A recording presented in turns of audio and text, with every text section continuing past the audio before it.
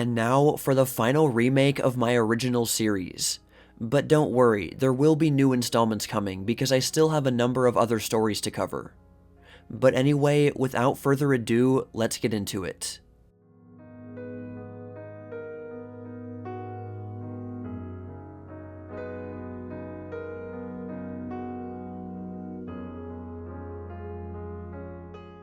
The first person was one of the most well-known pop culture figures of the 1920s, someone that everyone watching this video probably knows. Rudolph Valentino, one of the great early male heartthrobs of the movie world. After his breakthrough, he was cast as a Latin lover leading man. He was seen as exotic and sexy, and filled with romantic passion. Valentino was born in Italy, and as a teenager also lived in Paris for a short time. Then he came to the US and was processed at Ellis Island in New York. He worked menial jobs in New York City before he was caught in the middle of a public scandal that called into question his relationship with a married woman, and he was even briefly arrested. To escape such chaos, Valentino ran away to Los Angeles, on the other side of the country. He got married, though it wasn't happy. His breakthrough film was The Four Horsemen of the Apocalypse in 1921, where he did a passionate tango that made women swoon across the country. That same year, he starred in his iconic film, The Sheik. After these two films, his popularity soared, and there were a few reasons for this. In the 1920s, there was a trend of European movie people coming over and offering something a bit different for American audiences. Valentino's exoticness became a very desirable and valuable trait. He offered an alternative sort of masculinity. In the early 1920s, the image of someone like Douglas Fairbanks was considered to be the ideal image of a man, a real traditional man's man. In his roles in Four Horsemen and The Sheik, Valentino was a romantic and assertive lover. But sensitiveness and passion were also part of his image, which were not typically considered manly at the time. And he even published a book of poetry in real life in 1923. Perhaps other men weren't drawn to him as much as men like Fairbanks, but the practically rabid fandom among women was more than enough to launch his career into the stratosphere, and he became a cultural icon. In late 1922, he went on strike against famous Players Lasky, the movie studio he worked for, partly because he thought his salary didn't equal his now massive popularity, and partly because he wanted more creative control. Because of this, he didn't appear in any films in 1923. Also in that year, he finally divorced his estranged wife, and immediately married actress Natasha Rambova. He didn't wait the required 1 year after divorce, so he was arrested for bigamy. This caused yet another scandal in Hollywood when it was still recovering from a series of other very public scandals. When Valentino did finally come back to the movies, the results were disappointing, and his popularity started to decline. Some blamed this failure on the influence of Natasha Rambova. But things began to look up for him in late 1925 with the release of The Eagle, which gave his career a much-needed boost. And his next project sought to bring him back to the top. It was a sequel to his big 1921 hit The Sheik, titled The Son of the Sheik, and Valentino played the role perfectly. The Son of the Sheik might not have been as legendary as the first movie, but Valentino was on his way back up, just as he had hoped. But unknown to him or the public, it would also be his swan song. Shortly after setting out on a promotional tour, he collapsed in his hotel room in New York City. He was taken to a hospital and given emergency surgery for a perforated ulcer and appendicitis. After the surgery, he was conscious and lucid, but there was still anxiety about the next few crucial days of recovery. Telegrams and messages poured in as he languished with a fever that went up to 103 degrees. He seemed to rally after those few days, then quickly plunged into critical condition again as pleurisy developed, which is an inflammation that makes it very painful to breathe. Then he was found to have peritonitis, inflammation of the abdominal membrane, as well as septic endocarditis, an infection affecting the heart, and he lapsed into a coma. His death was expected when it came soon afterward on August 23, 1926, at the age of 31. Reportedly, one of the last things he said was, "Don't worry, Chief, I will be all right." His death caused a massive public reaction, especially from women. Various numbers were reported, but it was said that probably between 80,000 and 100,000 people went to the public viewing before the funeral.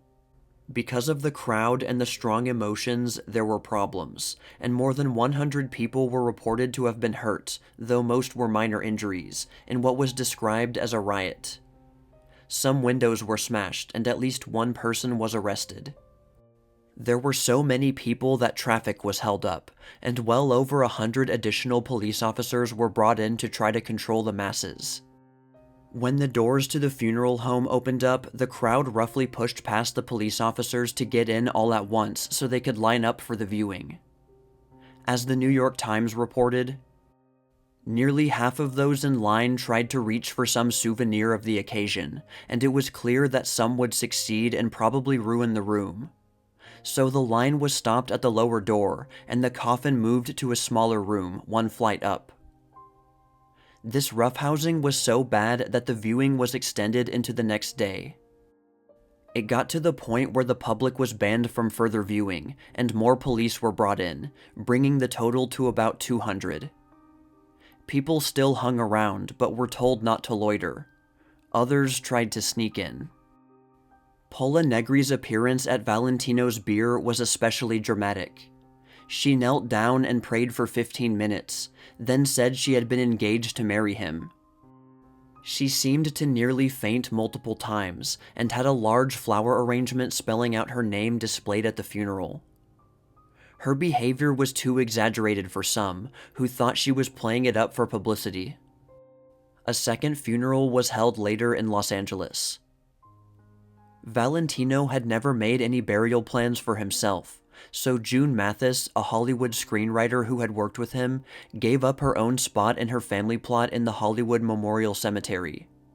Instead of the temporary arrangement it was intended to be, Mathis herself died the very next year, so Valentino stayed where he was. Mathis was placed next to him. There were many reports of women weeping hysterically, fainting, and, allegedly, some even ending their lives as a result of Valentino's death. One of the most well-known instances was of a 27-year-old woman named Peggy Scott, who was found dead in London surrounded by pictures of Valentino and letters he had supposedly written to her. For decades, a woman in black visited Valentino's grave on the anniversary of his death and placed a rose on it. When this woman died in 1984 and her identity was revealed, her home was found to be filled with Valentino memorabilia. As that story demonstrates, Valentino's death hit some people really hard. It is his tragic death that heavily contributes to his legacy as a Hollywood legend. His career had a dramatic arc worthy of a Hollywood movie. He was quickly shot up into stardom, then fell off, came back for a triumphant return, then died shortly afterward, still young. It makes you wonder, if he hadn't died when he did, would less people today know his name? I guess we'll never know.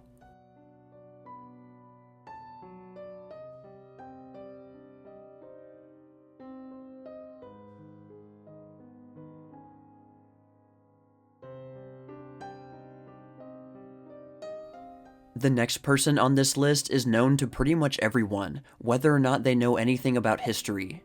Harry Houdini. Born in Austria-Hungary, Houdini's real name was Erich Wies. His family moved to America when he was 4 years old. In his early career as a magician, Wies created the stage name Harry Houdini, derived from the name of Jean-Eugène Robert Houdin, a master magician that he greatly admired. He began his career in entertainment as a performer in circuses, sideshows, and vaudeville performing card tricks, then moved on to escape acts. He first gained fame for being able to escape from handcuffs, then straitjackets. He also began performing more ambitious and potentially life-ending stunts as well. His most popular and dangerous act was called the Chinese water torture cell. For this act, he would be lowered into a glass tank filled with water, then locked inside. To escape, he had to hold his breath for a very long time, more than 3 minutes. When the 1920s rolled around, Houdini was still very famous, and continued to perform his feats of endurance despite being middle-aged by that point. He also appeared in a few films, which made good use of his unusual ability to escape from practically anything. He also became very interested in debunking the spiritualist movement. He thought that many mediums took advantage of vulnerable people to make money, and wanted to put a stop to that. This crusade became the second most important public act for him, and his comments on the subject were widely published. And he was part of a group that offered money to anyone who could prove to them conclusively that they had a supernatural ability. Houdini had plenty of insider knowledge about how someone could create the illusion that they had special abilities, and he let the public behind the curtain to see how such tricks were performed. Because to him, so-called mediums and others in that sphere were just performers, and some of these performers wanted to mislead people for selfish purposes.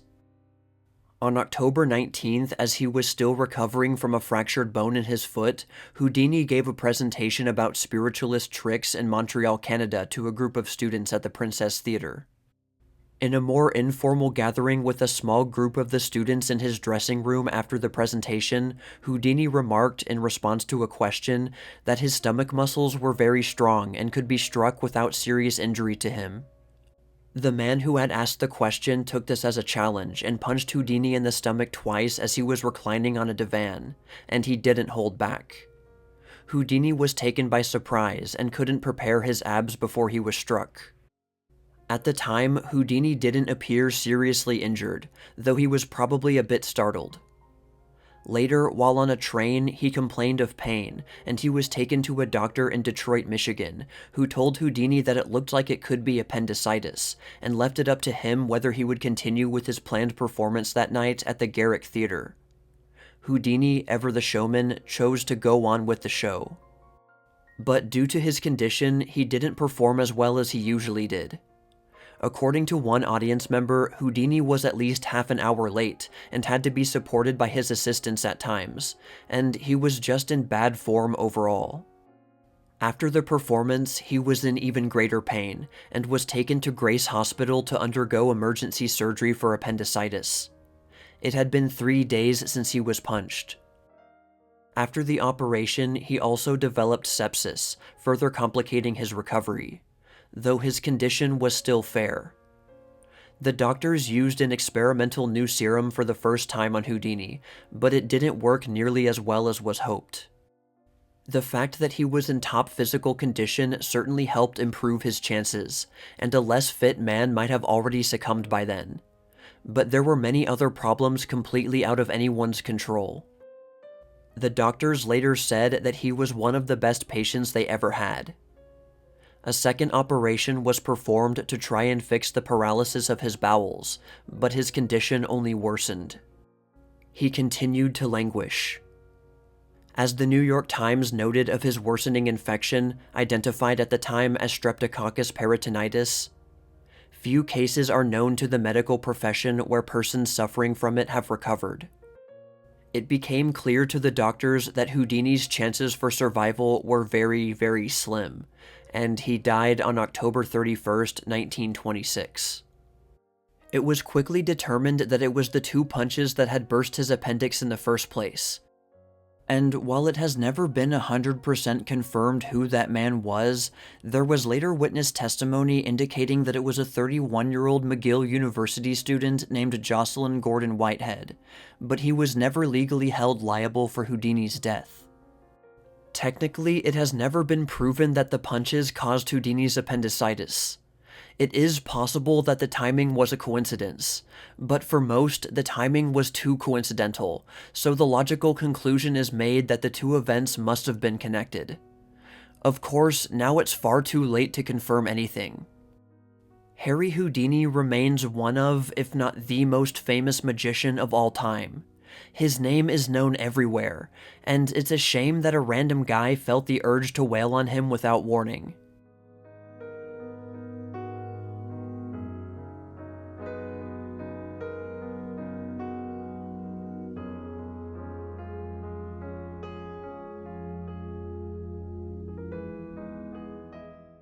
Next, we have another US president, Woodrow Wilson. Wilson is best remembered for being the president during World War I and eventually committing American troops to the conflict, as well as helping to create the League of Nations, which the United States didn't end up joining.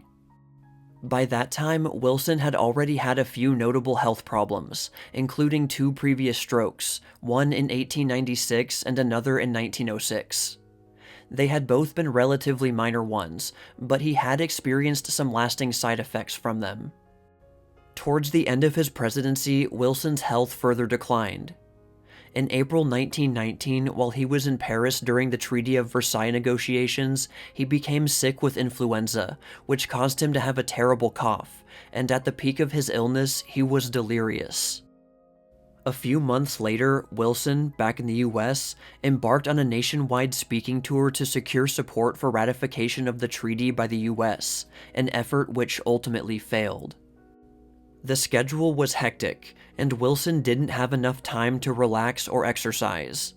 But it had always been Wilson's habit to not rest much throughout his working life, and this eventually took a toll on his body.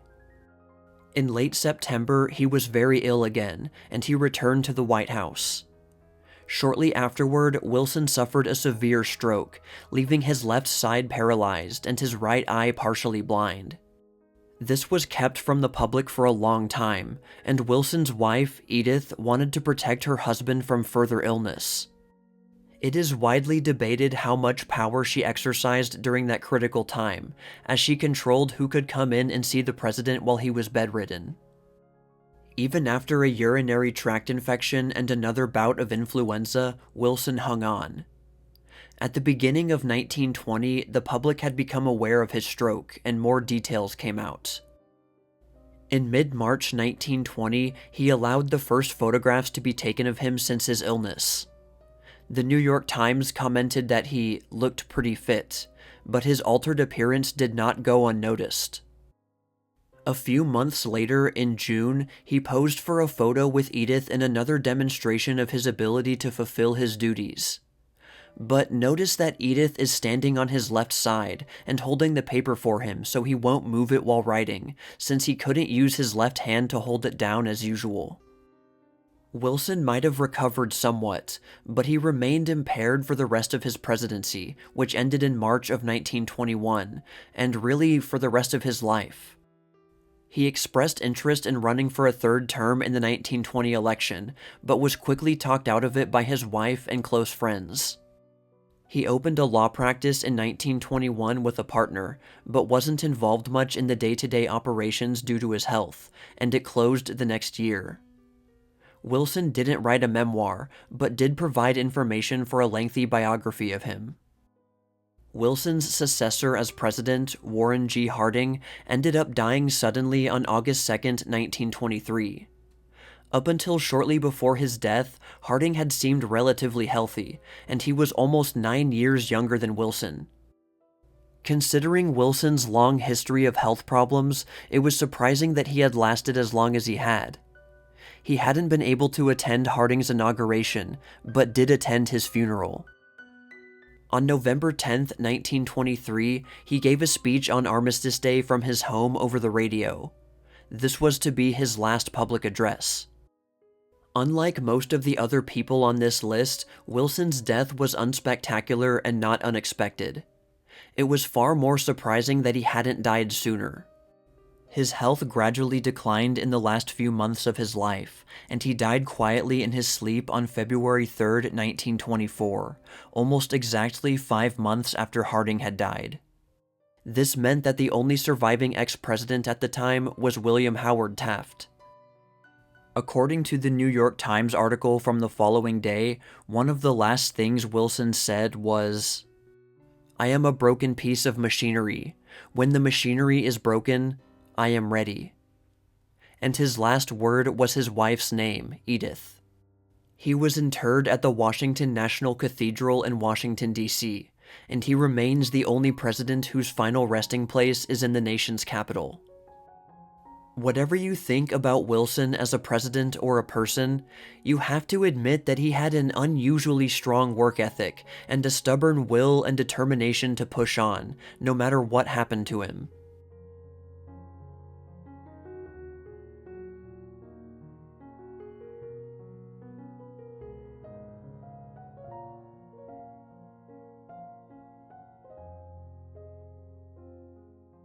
I hope you enjoyed this last remake of the original series, and now that it's finished, I can finally work on new installments.